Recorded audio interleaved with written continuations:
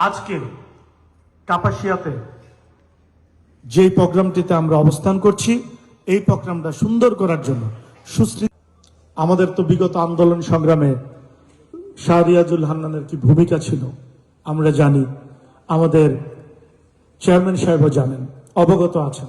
কারণ এই কাপাসিয়াতেও সর্বোচ্চ লেভেলের আন্দোলন সংগ্রাম হয়েছে এবং আপনাদের নেতা রিয়াজুল হান্নানি সেই আন্দোলনে কাপাসিয়া থেকে নেতৃত্ব দিয়েছেন। তো আমি বলতে চাই, আপনারা আজকে অনেকে সেটাও বলেছেন আপনারা আজকেই কমিটি ডিক্লারেশন চান, এরকম অনেকে বলেছেন। আসলে কমিটি গঠনের একটা প্রক্রিয়া আছে।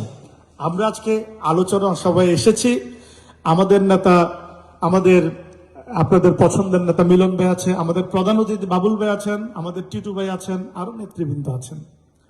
আমরা সবাই আপনাদের মতামত শুনতেছি, আমরা দেখছি, আমরাও বিবেচনা করব। তারপরে আমাদের সবার উপরে একজন আছেন, আপনারা জানেন, আমাদের অ্যাক্টিং চেয়ারম্যান, যিনি আপনাদের সবসময় সুখে দুঃখে পাশে থাকার চেষ্টা করেছেন এবং সবসময় বিএনপির প্রত্যেকটি নেতাকর্মীর পাশে আছেন। আপনাদের আমাদের সেই পছন্দের নেতা, এদেশের বীর জননেতা তারেক রহমানও কিন্তু খেয়াল করছেন।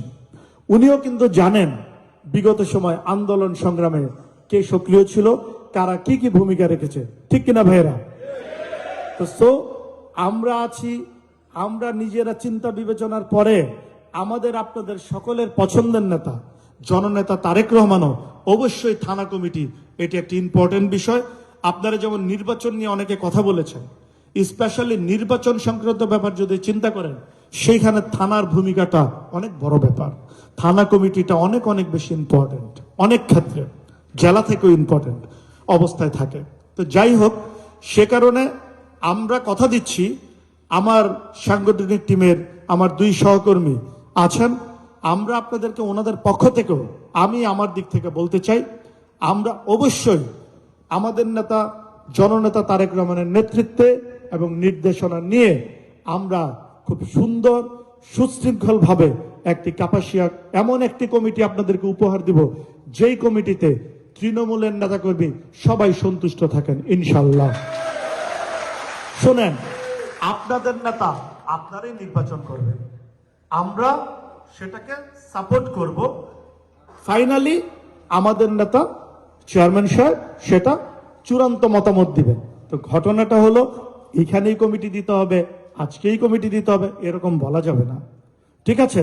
বাট আমরা কথা দিচ্ছি, আপনাদের পছন্দকে, আপনাদের বিবেচনাকে, আপনাদের সমর্থনকে মূল্যায়ন করেই কাপাসিয়া বিএনপির কমিটি হবে ইনশাল্লাহ। আমি আমার বক্তৃতা দীর্ঘায়িত করব না, আজানের সময় হয়ে গিয়েছে, মাগরিবের ওয়াক্ত হয়ে গিয়েছে। তারপর আমি সর্বশেষ একটি কথা বলবো। দেখেন, আন্দোলন সংগ্রাম করেছেন, আপনারা সর্বোচ্চ ভূমিকা রেখেছেন, কিন্তু এখনো কিন্তু সবকিছু শেষ হয়ে যায়নি। বিভিন্ন প্রকার ষড়যন্ত্র চলছে, আপনারা সেটা অবগত আছেন না ভাইয়েরা? তো সেই কারণে কি থাকতে হবে, আমাদের নেতা বারবার আপনাদেরকে বলছেন, কি বলছেন? ঐক্যবদ্ধ থাকতে হবে, ঐক্যবদ্ধ থাকার কোনো বিকল্প নেই।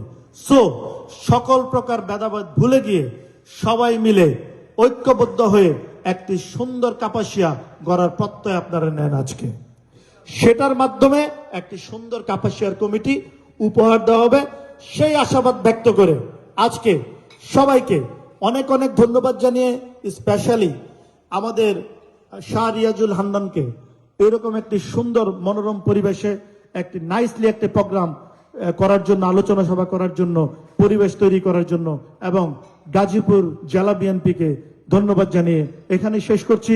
সবাই ভালো থাকবেন, আগামী দিনে আবারও দেখা হবে ইনশাল্লাহ, বারবার দেখা হবে, এবং কাপাসিয়া সুন্দর একটি কমিটি উপহার দেওয়া হবে, সেই আশাবাদ ব্যক্ত করে এখানে শেষ করছি। বাংলাদেশ জিন্দাবাদ, বাংলাদেশ জাতীয়তাবাদী দল জিন্দাবাদ, শহীদ জমর হোক, দেশনেত্রী বেগম খালেদা জিয়া জিন্দাবাদ, এদেশের লাখো কোটি মানুষের স্পন্দন, এদেশের বীর জননেতা তারেক রহমান জিন্দাবাদ। ধন্যবাদ।